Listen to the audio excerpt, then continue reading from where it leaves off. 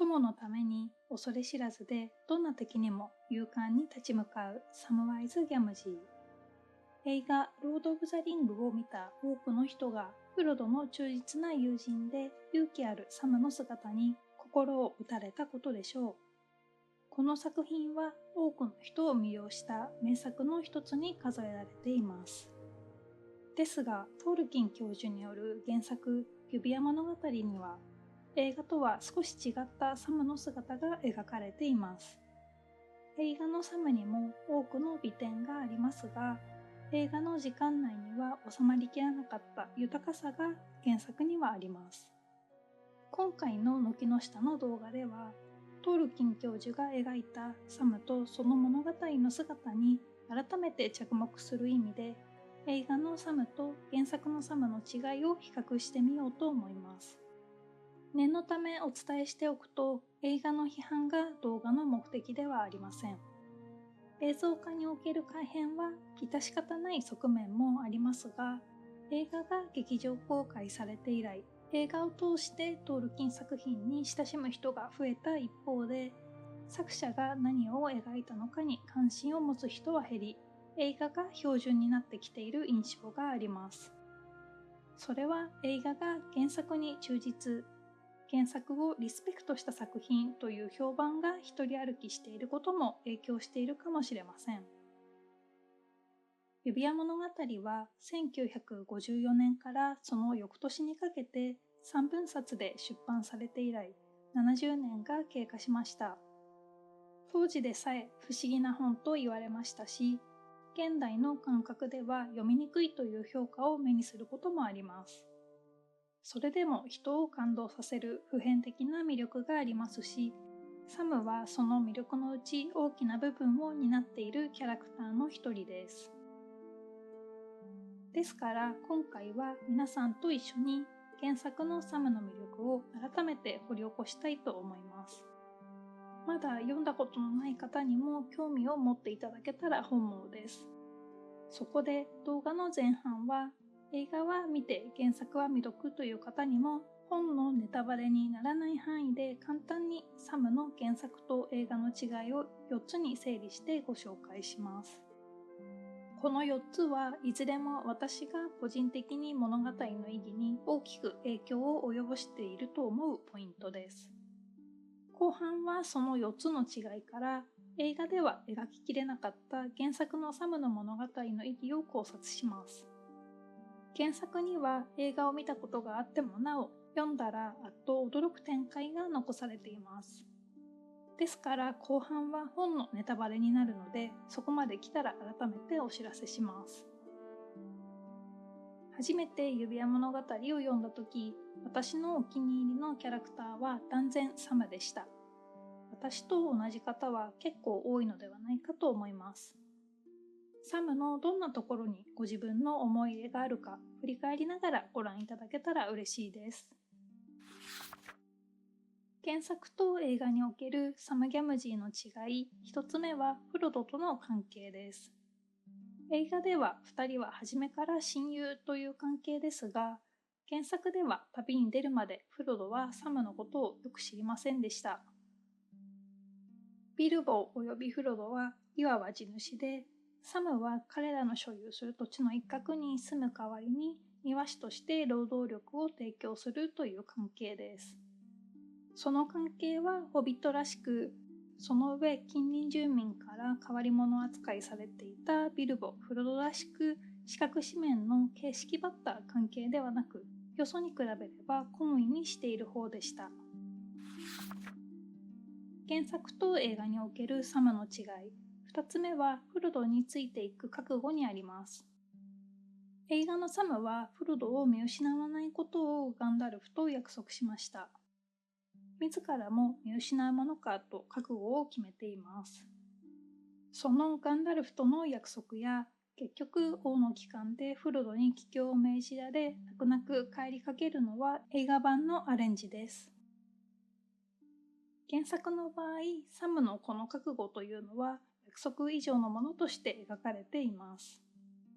具体的には本のネタバレになるので、後半の考察パートで振り返ることにします。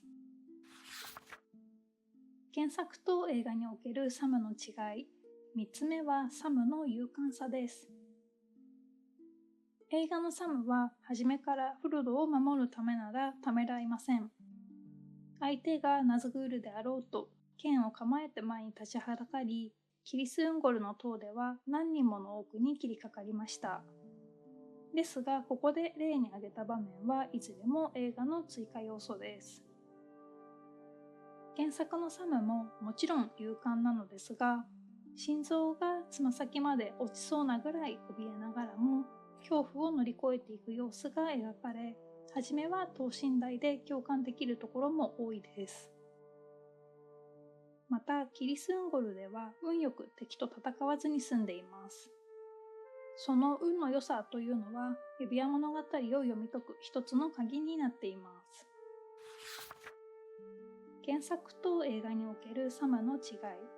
4つ目はサムのとある重大な経験の有無です。こちらも原作のネタバレになるので、前半でははっきり申し上げませんが、映画でこの経験を描かなかったことで、サムのキャラクターアーク、つまり物語を通して描かれるサムの変化は、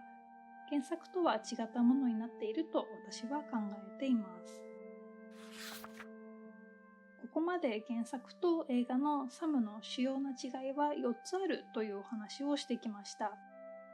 違いを細かく挙げればいろいろと出てきます。サムへのガラドリエルからの贈り物は綱であること。フロドとサムが残りの食べ物のことで揉めること。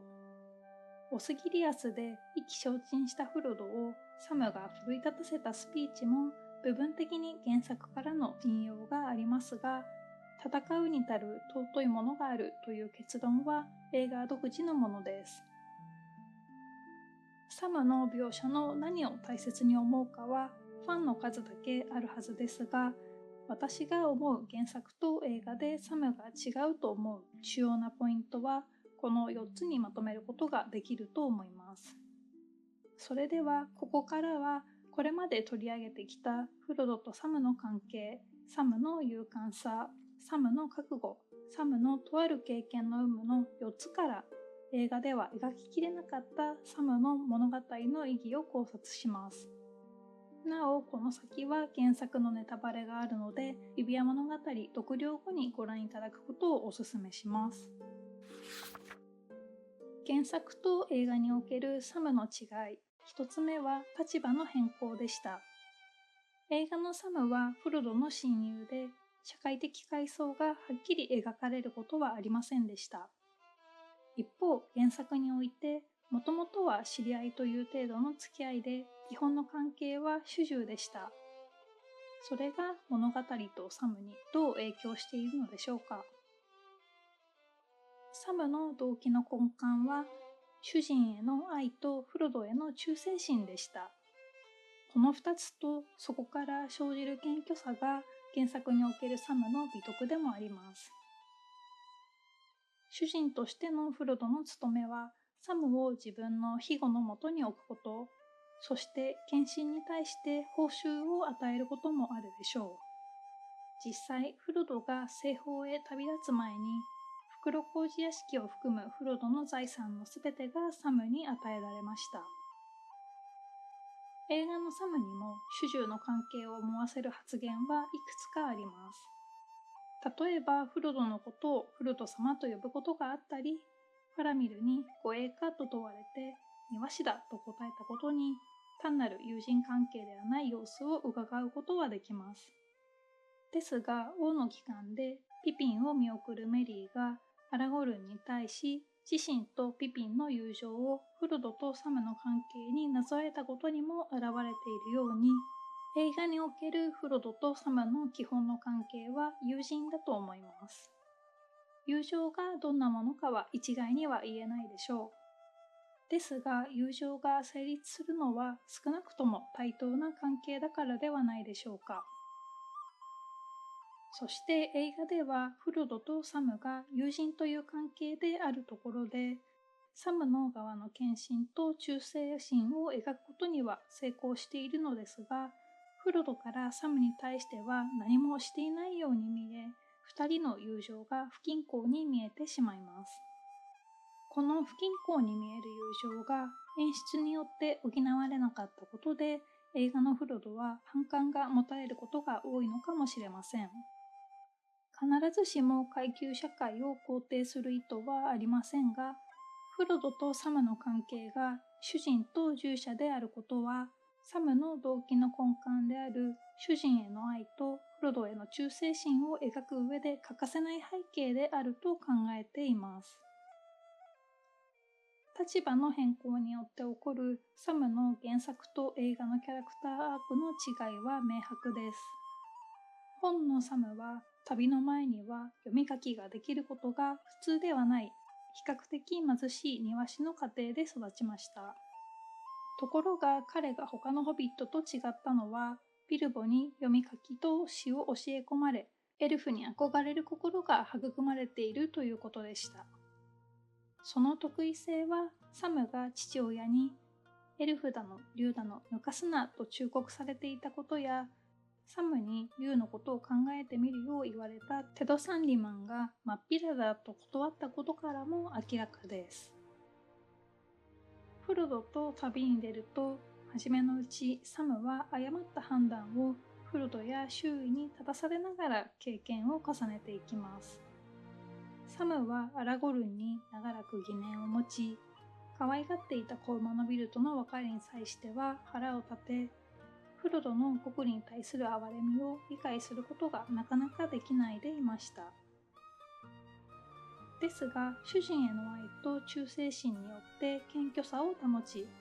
最後まで根強くフロドに奉公します。彼は自分自身を英雄だとは思ってもみませんでした。それでも旅から帰還した後、彼の社会的階級は上昇します。サムはガードナー家の創始者となり、周囲からは敬意を抱かれ、長らく省庁を務めました。指輪物語の中では登場人物によって何度か成り上がりが否定されます。そのような価値観の物語の中にあって、サムは経験を重ねて立派な人物になったということが数百ページかけて丁寧に描かれているのです。映画ではサムのこのキャラクターアークは十分に描かれていません。これは単なる設定の話にとどまるものではないと思います。物語は本でも映画でも私たちを未知の世界へ連れて行ってくれるものです。指輪物語の場合、サムの主人への愛や忠誠心という現代の暮らしの中で自分の中に芽生えることのなかなかない感情を追体験することができるのです。映画でのフロドとの友人関係もいいものですが、感情の豊富さを味わうには本を読まなくてはなりません。原作と映画におけるサムの違い、2つ目はフロドについていく覚悟についてでした。映画ではその覚悟とはサムの決心であり、ランダルフとの約束でした。本の中では単なる覚悟ではありませんでした。旅が始まってすぐ袋小路屋敷からバック号を目指す間、フロドはエルフと偶然行き合います。サムは憧れのエルフからあの方のそばを離れるなよという言葉を約束というより助言として受け取りました。サムはサムで、たとえフロドが月へ登ろうとついていくつもりであると言い張り、エルフたちを和ませました。ですが、それだけではありません。そのエルフとの夜を過ごした後、サムの気持ちには変化が起きていました。フロドとの旅で、イシゴを終えるまでに何かしなくてはならず、それを終わりまで見届ける必要があるということでした。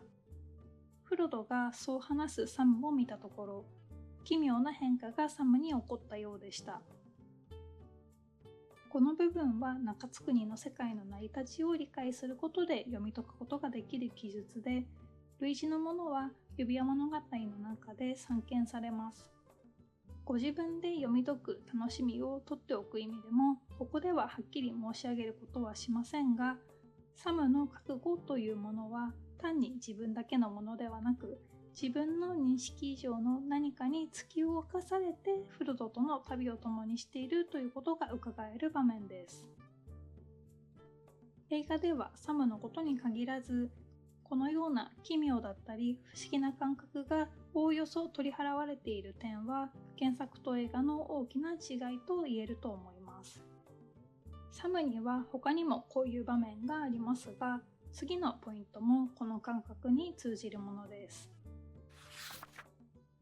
原作と映画におけるサムの違い、3つ目に取り上げたサムの勇敢さと4つ目に取り上げた重大な経験、つまりサムが指輪をはめるという経験の有無は相互に関連するので、まとめてお話しします。映画のサムが強く勇敢に見える場面が増加したことはすでにお話ししました。この演出によって映画ではサムの情け容赦ない印象が強くなっているように思います。個人的に衝撃を受けたのは、映画のサムがエミュンムイルで逃げようとするゴクリの首にかけられた紐を力いっぱい引っ張り引きずり落とした場面でした。本のサムもこれに近しい場面でゴクリに噛みつくようにきつい言葉を投げかけます。お前のその首の周りにこの綱を回してぎゅっと引っ張るといいのに。サムの言葉の通り綱をぎゅっと引っ張ったらどうなるかはご想像の通りですが、サムはそうはしませんでした。フロドの言いつけの通りにしているからという理由だけではありません。ゴクリが綱を嫌がるので、フロドが結び目を点検したところ、サムが結んだ綱は十分きつく結んであるとさえ言えないくらいの結び方でした。サムは口ほどになく優しい人だったのです。映画では滅びの亀裂の直前でサムは貫き丸を引き抜きゴクリを切りつけました。ゴクリは飛びかかってきましたから正当防衛のようにも見えます。本のサムもゴクリに対し激しい怒りとゴクリの奸悪の記憶に腹の中が煮えたぎる思いでしたし、こんな裏切り者の人殺しを切って捨てることも正当に思われました。ですが、サムの心の奥底には何か彼の手をとどめるものがありました。複雑な思いに駆られたサムの心の中には、ゴクリを情けに思う気持ちが生じていました。なぜならサムもこの時点で指輪所持者となり、ゴクリがこの世では二度と安らぎも救いも見出し得ない苦しみを察することができるようになっていたからです。ゴクリが最後に果たした役割は説明するまでもありませんが、この時点に至り、サムもフロドがゴクリにかけてきた憐れみを学んだからこそ、滅びの亀裂での最後の場面につながるのです。映画のサムは指輪をはめるという経験がカットされたことで、本のサムと同じ洞察を得る機会がありませんでした。少し辛口になりますが、映画でゴクリを哀れに思い騙されてしまうフロドよりも、一貫してゴクリを警戒するサムの方が賢明に感じる人もいるかもしれません。ゴクリに容赦しないサムの方が哀れみをかけたフロドよりも正しく見えるようになってしまうという構図は、フロドがかけた哀れみをサムが否定する形にも思えるかもしれません。映画におけるフロドとサムの描写のバランスについては、フロドの方が影響を受けているので、映画のフロドはなぜ評価されにくいのか3つの理由という別の動画で考察しました。よかったらこの後ご覧になってみてください。こうしてサムの背景と旅を振り返ると、本のサムは初めは未熟なところがありながらも、成長して名実ともに立派な人物になるというキャラクターアークが数本の軸で支えられていることがお分かりになるのではないかと思います。そのサムにしても最後にはホビットショーを旅立たなくてはなりませんでした。一方、映画のサムは初めから勇敢で恐れを知らず、勇敢であることの証明の旅をして帰還したと言えるでしょう。フロドは傷つき、中津国に住み続けることができず西方へ去りましたが、サムは家に戻ってきて、そして何も変わりがないってことを見つけ、めでたしめでたしで物語を終えたのです。原作、映画どちらのサムにも魅力があり、愛されているキャラクターです。映画は複雑な長編の物語からサムの英雄性を際立たせ、わかりやすく表現しています。本の方は長編ということもあって、サムの全体像を一度でつかむのは難しいところもあります。ですが、時には過ちを犯しそうになりながらも、少しずつ成長していく本のサムの姿にも語りたくなる魅力がありますし、この動画がその再確認の機会になれば嬉しいです。皆さんは原作のサムのどんなところ、どんな場面、セリフが気に入っていますか？よかったらコメントで教えてください。軒の下のチャンネルではご覧くださる皆さんと一緒にトールキン教授の作品を楽しみ、作品に託された精神を探求しています。今回の動画が面白かったり、新たな発見があったりしたら、高評価、チャンネル登録、ご友人への推薦をぜひぜひよろしくお願いします。最後までご視聴ありがとうございました。また次の動画でお会いしましょう。